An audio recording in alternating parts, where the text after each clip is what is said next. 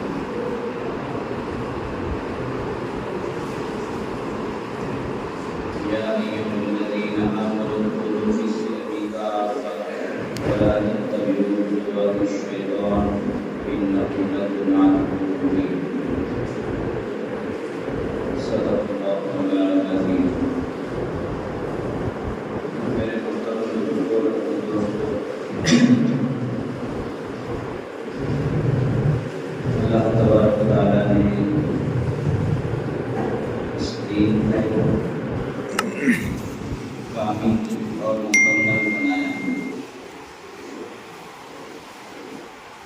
اللہ نے جو ہمیں شریعت دیا ہے، جو دین دیا ہے،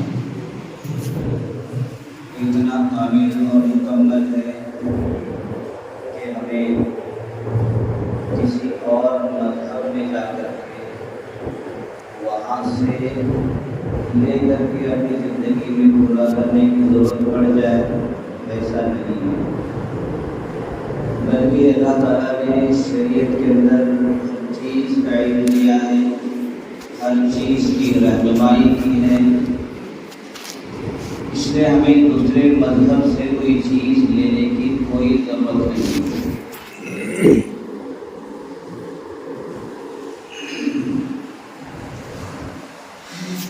صبح جاگنے سے لے کر کے سونے تک جتنے بھی احکام ہو سکتے ہیں، جتنے بھی انسان کی ضرورتیں ہو سکتی ہیں، بچے کے پیدا ہونے سے پہلے سے لے کر موت تک کے تمام احکام اس شریعت کے اندر، اس دین کے اندر موجود ہیں۔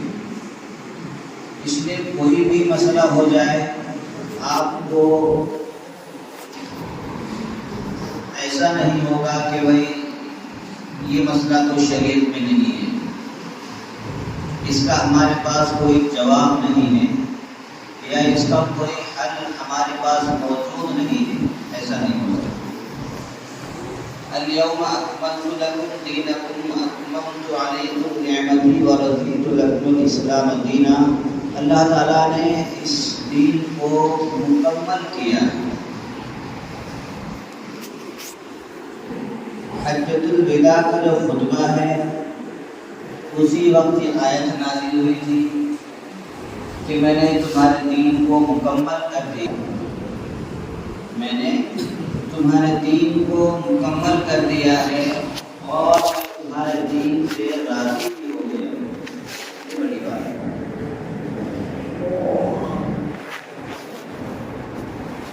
کسی چیز سے راضی ہو جانا یہ بہت بڑی بات ہوگی۔ شادی ہو گئی لیکن خوش نہیں ہے تو مسئلے کھڑے ہو جاتے ہیں، اور اگر خوش ہو جائے شادی کر کے، آپس میں ماشاءاللہ محبت ہو گئی ہے، شادی کے بعد اب وہ زندگی بہت اچھی چلی،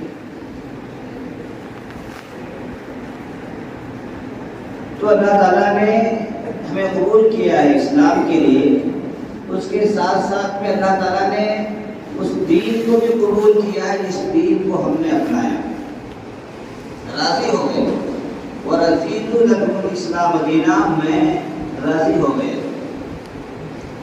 یہ اللہ کی طرف سے بہت بڑا سرٹیفکیٹ ہے کہ اسلام حق پر ہے، اسلام ہی مذہب ہے، وہ مذہب ہے جس سے اس مذہب کو اللہ نے قبول کر لیا۔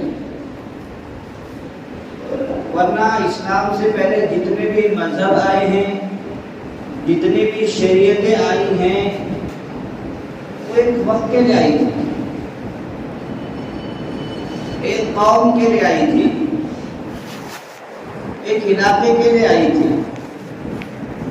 فلاں علاقے کے لیے فلاں نبی، فلاں علاقے کے لیے فلاں نبی، فلاں قوم کے لیے فلاں نبی، فلاں قوم کے لیے فلاں نبی. بعض مرتبہ ایک ہی وقت میں کئی نبی ہوا کرتے تھے.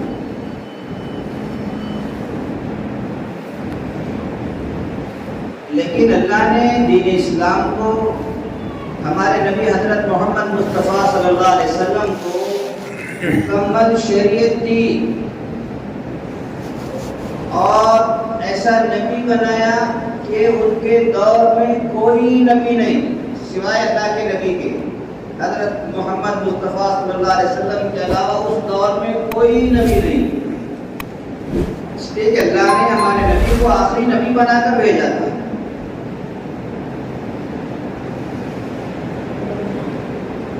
جب اللہ کے نبی پیدا ہوئے تب بھی کوئی نبی نہیں تھا. جب اللہ کے نبی جوان ہوئے تب بھی کوئی دوسرا نبی نہیں. جب اللہ کے نبی اپنی آخری عمر کو پہنچے تب بھی کوئی نبی نہیں سوائے اللہ کے حضرت محمد صلی اللہ علیہ وسلم کے. اور اس کے ساتھ ساتھ میں یہ بھی بتا دیا کہ آپ آخری نبی بھی ہیں. اب آپ کے بعد کوئی نبی آئے گا بھی نہیں.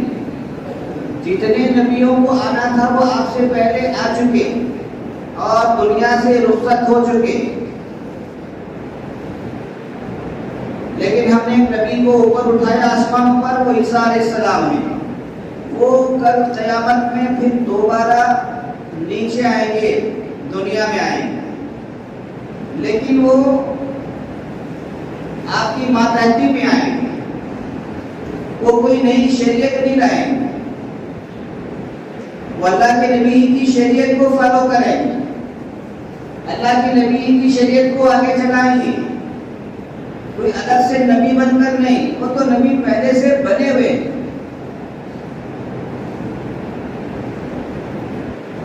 اسی لیے اللہ تعالیٰ نے معراج کے موقع پر ہمارے نبی حضرت محمد مصطفیٰ صلی اللہ علیہ وسلم کو بیت المقدس کے اندر تمام نبیوں کو جمع کر کے امامت کرائی کہ سب کو پتہ چلے کہ جو آخری نبی ہے یہ تمام نبیوں کے امام ہیں.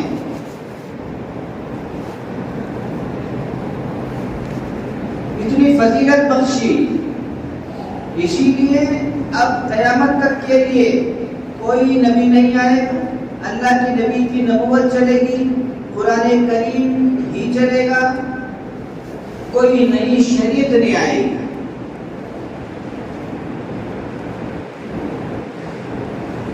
اسی لیے حدیث شریف میں ہے کل قیامت میں 120 صفحے ہوں گی.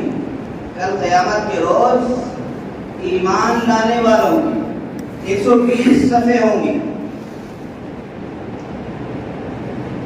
40 صفحے دوسرے نبیوں کی ہوں گی. 1,40,000 جو انبیاء کرام یا اس سے بھی زیادہ انبیاء کرام جتنے بھی جس کا علم سوائے اللہ کے کسی کو نہیں، ان تمام نبیوں کی 40 صفحے ہوں گی. اور ہمارے نبی کے ماننے والوں کی کتنی ہوں گی؟ 80 صفحے ہوں گی. اب بتائیے، ان کے سب ملا کر کے 40 ہو رہے ہیں، 40 صفحے. اور ہمارے نبی اکیلے کے 80 صفحے ہوں گے. یعنی اللہ کے نبی کے اتنے امتی ہوں گے، اتنے ماننے والے ہوں گے.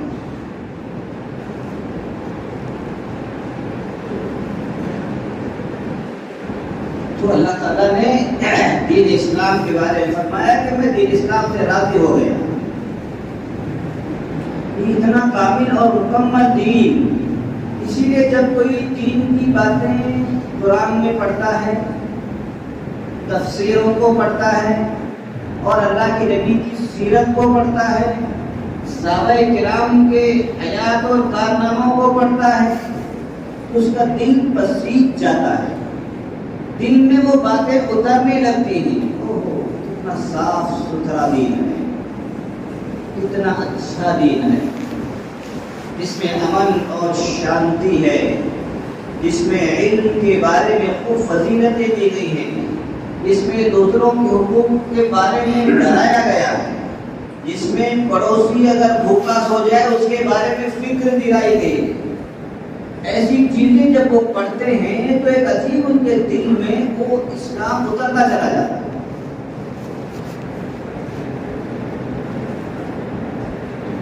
اور اسلام میں ایک دوسرے کی مدد کیسے کی جائے، اس لیے کہ اسلام کا جو تصور ہے، جو کچھ تصور ہے اسلام کا، وہ آخرت پر ہے، دنیا نہیں۔ ہمارے ہاں دنیا کا تصور ہی نہیں۔ ہاں، دنیا کو مانگا گیا ہے، ربنا آتنا فی الدنیا حسنۃ وفی الآخرۃ حسنۃ وقنا عذاب النار۔ اللہ تعالیٰ نے دونوں کو مانگنے کی ہدایت دی ہے۔ اللہ کے نبی کا جب جوتے کا تسمہ، یعنی جو ہوتا ہے وہ انگوٹھے میں ڈالنے کا جو بھی ہوتا ہے، وہ جب ٹوٹ جایا کرتا تو اللہ کے نبی اللہ سے مانگتے تھے۔ ہم کب مانگتے ہیں؟ جب بڑا نقصان ہو جائے، جب بڑے بیمار ہو جائیں، جب کوئی بڑا نفع آنے والا ہو، رکاوٹ ہو، تب اللہ سے مانگتے ہیں۔ معمولی چیز کے بارے میں یہ کیا مانگیں؟ نہیں، یہ اللہ کے نبی کی سیرت ہمیں بتا رہی ہے کہ ہر چیز اللہ سے مانگو، اس لیے کہ ہم محتاج ہیں، اس لیے کہ ہم فقیر ہیں۔ اللہ محتاج نہیں ہے، اللہ غنی ہے۔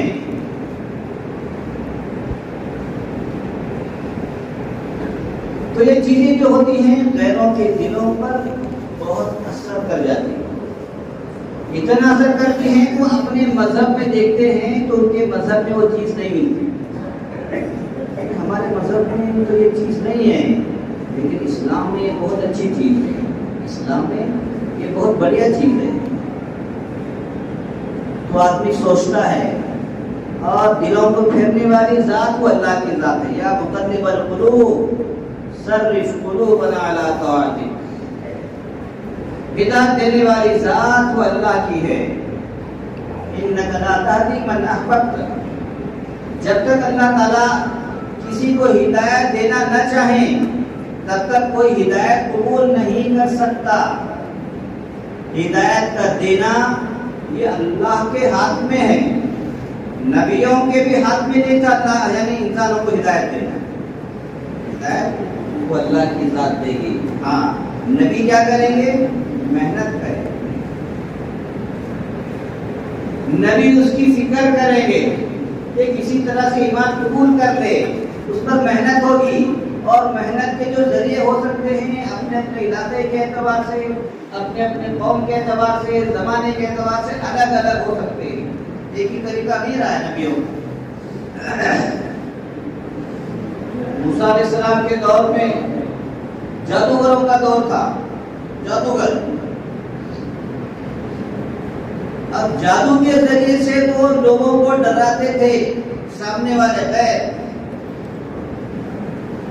جادو کے ذریعے سے وہ کنٹرول کرتے تھے۔ موسیٰ علیہ السلام کا دور، اسی لیے اللہ تعالیٰ نے موسیٰ علیہ السلام کو ایسا معجزہ دیا جس میں جادو والوں کو ہی ڈرایا جائے۔ تو کہا کہ موسیٰ علیہ السلام کے سامنے جادوگروں نے سانپ بنا کر کے، رسیوں کے سانپ بنا کر کے ڈال دی۔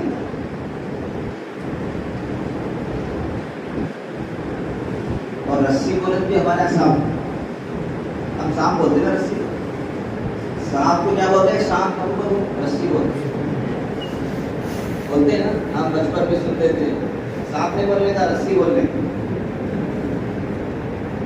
کہاں سے آیا؟ بہرحال موسیٰ علیہ السلام کی جو مقابلے پر جادوگر آئے تھے وہ رسیاں لے کر آئے تھے، انہوں نے رسیوں کو ڈال دیا میدان میں، سب سانپ بن گئے۔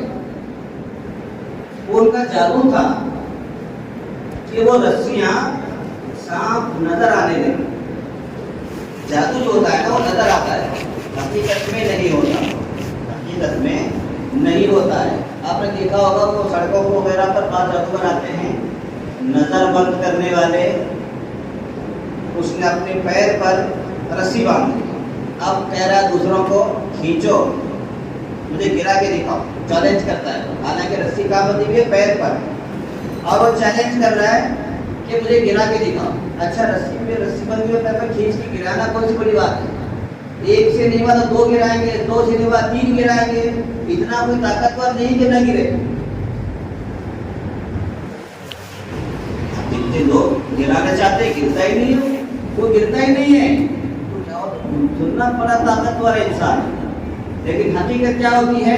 وہ رسی بجائے پیر کے بدلے کے وہ کسی پیڑ پر بندھی ہوئی ہوتی ہے، لیکن نظر ہمیں کہاں کی ہے؟ پیر پر۔ اب پیڑ کو کون گرائے گا؟ رسی سے کھینچ کے پیڑ کو گرائے گا کون؟ اور دکھ کیا رہا ہے کہ پیر میں بندھی ہوئی ہے، اور حقیقت کیا ہے؟ وہ پیڑ میں بندھی ہوئی ہے۔ تو جادوگروں کا اس انداز کا کام ہوتا ہے، نظر کو بند کر دیتے ہیں، وہ کچھ اور نظر آنے لگتا ہے۔ تو ان جادوگروں نے کیا کیا؟ رسیوں کو سانپ بنا دیا۔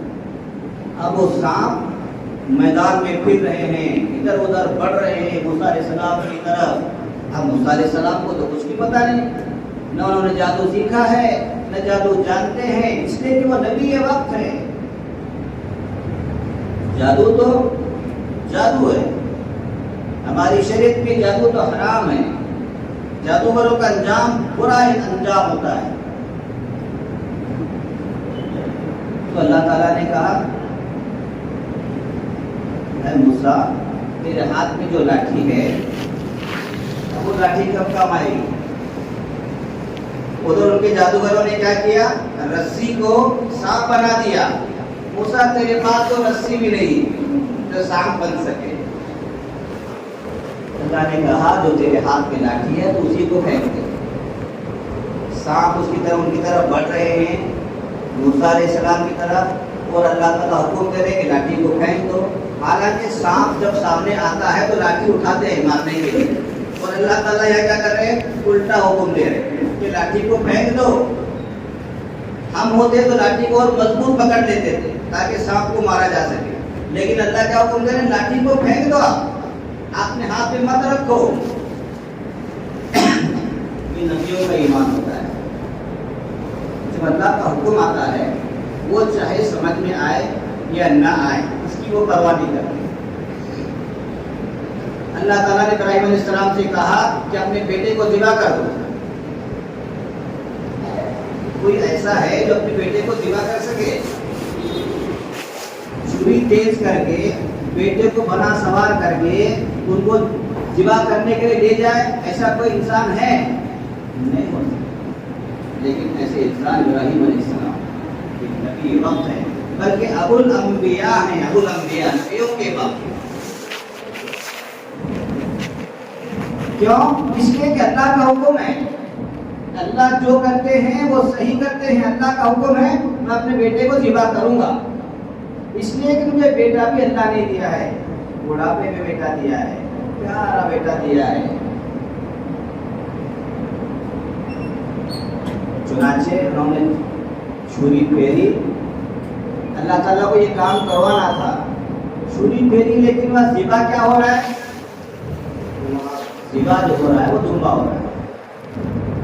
اللہ تعالیٰ نے اسماعیل علیہ السلام کو ذبح ہونے نہیں دیا، اس کی جگہ جنت سے دمبا آیا، اس پر چھری پھر گئی۔ مقصد کیا تھا کہ اللہ تعالیٰ دیکھتے ہیں کہ میرے بندے ابراہیم کا ایمان کتنا مضبوط ہے، وہ میری کتنی اطاعت کرتا ہے، دیکھیں اس سے بیٹے سے محبت ہے یا اللہ سے محبت ہے۔ انہوں نے دکھا دیا بیٹا کیا چیز ہے آپ کے سامنے، میری بھی جان قربان، میرے بیٹے کی بھی جان قربان آپ کے لیے۔ چھری پھیر دی، دیکھا تو وہاں دمبا ذبح ہو گیا، اسماعیل علیہ السلام کو کچھ نہیں ہوا۔ کہ اللہ تعالیٰ امتحان لیتے ہیں، یقین کا ایمان کا امتحان لیتے ہیں۔ اسی طرح اللہ تعالیٰ نے موسیٰ علیہ السلام کو کہا، سامنے سے سانپ آ رہے ہیں، جادوگر کھڑے ہوئے ہیں، میدان بھرا ہوا ہے سانپوں سے، اور موسیٰ علیہ السلام کے ہاتھ میں ایک لاٹھی ہے، اسی سے بچا جا سکتا ہے سانپوں سے۔ اسی لاٹھی کے بارے میں اللہ کہہ رہے ہیں کہ اپنی لاٹھی کو پھینک دو۔ موسیٰ علیہ السلام نے یہ نہیں سوچا کہ بھئی ایک لاٹھی پھینکوں گا تو بچوں کا کیسے، وہ فوراً لاٹھی کو پھینک دیا۔ لاٹھی کے گرتے ہی نیچے وہ بڑا اژدہا بن گیا۔ کیا بن گیا؟ اجگر سامنے اس کو ہم کہتے ہیں، अज़दहा, बड़ा अज़दा, इतना बड़ा अज़दा बन गया कि जितने वहाँ सांप मैदान में बना करके उन्होंने छोड़े थे उनके जादूगरों ने, फिरौन के, उन तमाम सांपों को निगल गया वो सांप मूसा अलैहिस्सलाम का। फिर क्या हुआ, फिरौन के महल के छत के ऊपर अपना एक फन और फिरौन के महल के नीचे एक फन। अब वो अपने फन में लेकर के फिरौन के साथ ही महल को निगलने वाला था, इस अंदाज से खड़ा हो। अब बताओ कितना बड़ा सांप होगा। फिरौन ने मूसा अलैहिस्सलाम से माफी मांगी, मूसा अपने रब से कहो मेरी निजात दे दे, मुझे बचा ले, मुझे बचा ले। जमाने का कितना भी बड़ा जालिम हो, कितना भी बड़ा जाबिर हो, कितना भी बड़ा काफिर हो, और फिरौन जैसा कोई भी हो दुनिया में, अल्लाह के सामने क्या ताकत है। मूसा अलैहिस्सलाम को फिर हुक्म हुआ, चलो माफी मांग रहा है, अब एक काम करो, उस सांप को तुम अब पकड़ो जाकर।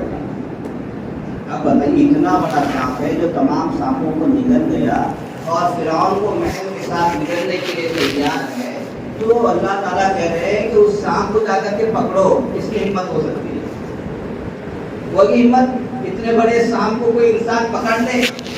लेकिन वो एक नबी का इम्तिहान था, नबी के ईमान का इम्तिहान था। देखिए अल्लाह का, यानी इन्हें अल्लाह का डर है कि सांप का डर है। मूसा अलैहिस्सलाम बड़े आगे, सांप को पकड़ा, फिर लाठी हो। ये मौजिज़ा मूसा अलैहिस्सलाम को अल्लाह ने दिया था जादूगरों के खिलाफ, इसलिए कि मूसा अलैहिस्सलाम के ज़माने में जादूगरी का दौर था। इसी तरह अल्लाह ताला हर नबी के दौर में, जिस दौर में वो लोग मुकाबला करते हैं, उसी दौर के हिसाब से अल्लाह ताला नबियों को मौजिज़े देते हैं। ईसा अलैहिस्सलाम के दौर में करामतों का दौर था, करामत, आसमान पे उड़ रहे हैं, समंदरों में चल रहे हैं, इस तरह के करामतें। अल्लाह ताला ने ईसा अलैहिस्सलाम को ऐसा मौजिज़ा दिया, ऐसा मौजिज़ा दिया जो कब्रिस्तान में जाते थे, किसी का इंतकाल हुआ है, उससे कहते थे तुम बिइज़्निल्लाह, तो वो जिंदा खड़ा हो जाता था। इतना बड़ा मौजिज़ा। तो वो लोग कहते थे इसमें तो इन्होंने तो मुर्दे को जिंदा कर दिया।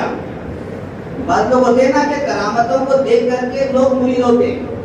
बातों का ईमान इस किस्म का होता है कि वो करामतों को देख करके लोग मुरीद हो जाते हैं, करामतों को देख करके लोग पैद करते हैं, लाओ ये बड़े बुजुर्ग हैं। हालांकि करामत एक आर्जी चीज है, हर बुजुर्ग के लिए करामत का होना कोई जरूरी नहीं है, बल्कि बुजुर्ग तो वो है जो अल्लाह के नबी के तरीके पर चले, शरीयत पर चले, उसका नाम बुजुर्ग है, चाहे उसे इतनी करामत न मिली हो न हुई। करामत अल्लाह ताला दे देते हैं बाद मर्तबा मद्दे मुकाबिल को पस्त करने के लिए, ताकि उसे पता चल जाए भाई अल्लाह की ज़ात भी मौजूद है जो अनहोनी चीज़ को होनी कर देती है।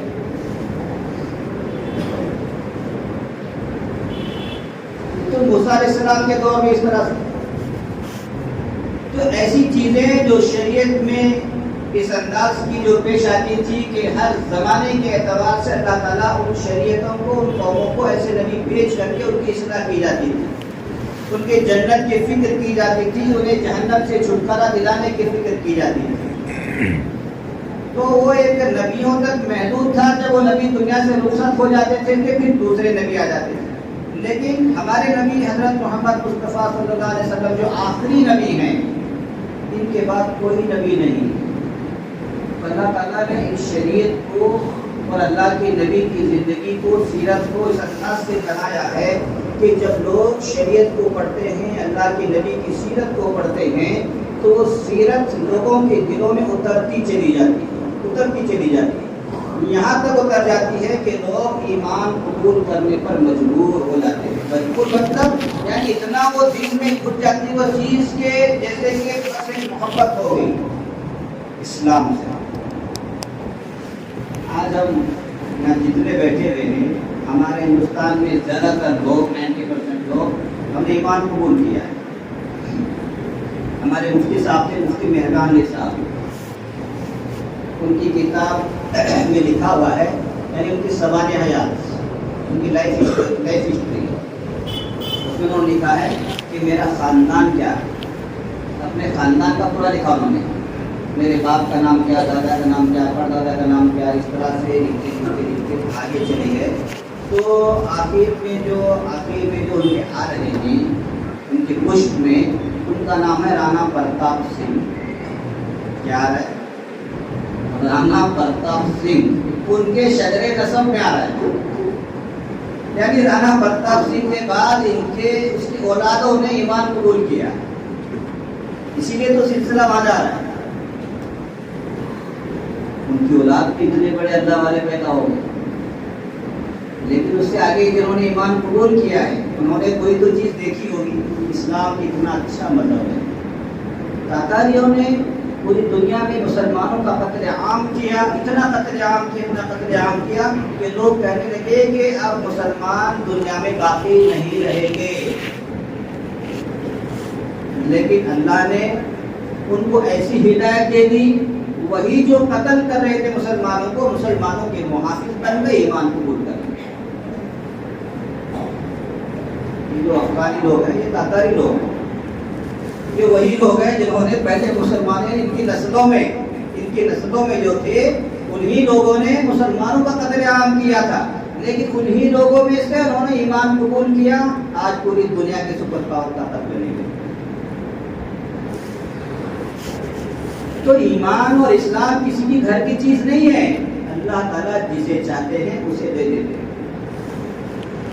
میں مسلمان ہوں، اب میں بس مسلمان ہوں، ایسا نہیں. اللہ تعالیٰ اگر چاہیں تو مجھے کچھ بھی کر سکتے ہیں. گھمنڈ میں تکبر نہیں. اسی لیے آج دنیا میں لوگ ایمان قبول کرتے جا رہے ہیں. ہمارا کوئی نسلی مذہب نہیں ہے کہ نسل در نسل جیسے یہودیوں کا مذہب ہے کہ ان کے یہاں کوئی ایمان قبول نہیں کر سکتا. بس ماں کی پیٹ سے یہودی پیدا ہونا چاہیے تو وہی یہودی ہو سکتا ہے، اور اگر وہ یہودی ماں کی پیٹ سے نہیں پیدا ہوا ہے وہ یہودی نہیں ہو سکتا. ہمارے ایسا نہیں ہے. ہمارا نسب جو جا رہا ہے رانا پرتاپ سنگھ تک، یا اسی طرح سے جس کا جہاں نسب جا رہا ہے. حضرت خواجہ اجمیری رحمۃ اللہ علیہ جب ہندوستان تشریف لائے تو انہوں نے یہاں محنت کی، اتنی محنت کی کہ ان کے ہاتھ پر 90,000 یا 90 لاکھ لوگوں نے ایمان قبول کیا. اب بتائیے، جو انہوں نے ایمان قبول کیا انہیں کی نسلوں سے یہ چلے آ رہے ہیں، انہیں کی نسلوں سے چلے آ رہے ہیں.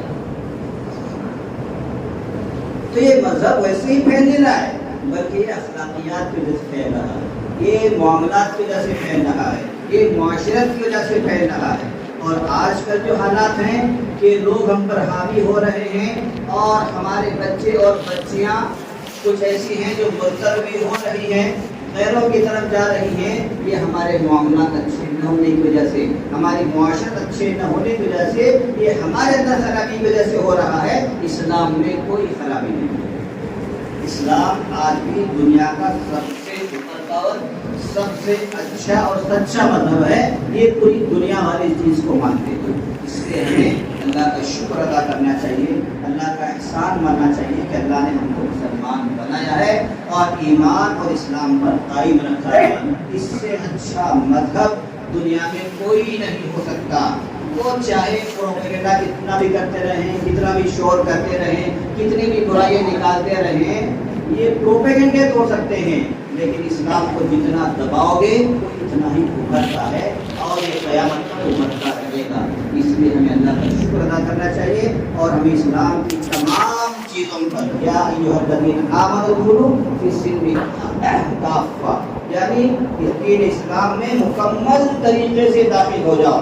یہ نہیں کہ نماز پڑھ رہے ہیں تو معاملہ ٹھیک نہیں ہے، نماز پڑھ رہے ہیں ادھر شراب پی رہے ہیں، ادھر نماز پڑھ رہے ہیں ادھر نشہ کر رہے ہیں، ادھر نماز پڑھ رہے ہیں ادھر جھوٹ بول رہے ہیں. یہ نہیں، یہ اسلام نہیں ہے. نماز بھی پڑھیں گے سچ بولیں گے، نماز پڑھیں گے معاملات کو درست رکھیں گے، نماز پڑھیں گے گناہوں کو چھوڑیں گے، شراب کو چھوڑیں گے، چوری کو چھوڑیں گے، दगाबाजी को छोड़ेंगे, धोखेबाजी को छोड़ेंगे, मुनाफिकत को छोड़ेंगे, तब जा करके ये कामिल मुकम्मल इस्लाम में दाखिल होगा। वरना कहते थे कि ये आधा मोमिन है, आधे मोमिन हो जाएंगे अगर हमने सिर्फ एक काम किया। इसलिए अल्लाह ताला फरमाने या अय्युहल्लज़ीना आमनू उदखुलू फ़िस्सिल्मी काफ़ा, मुकम्मल तरीके से इस्लाम में दाखिल हो जाओ, तब कामिल मोमिन बनेंगे। अल्लाह ताला हम सबको कामिल मोमिन बनने की और उसके असबाब इख्तियार करने की तौफीक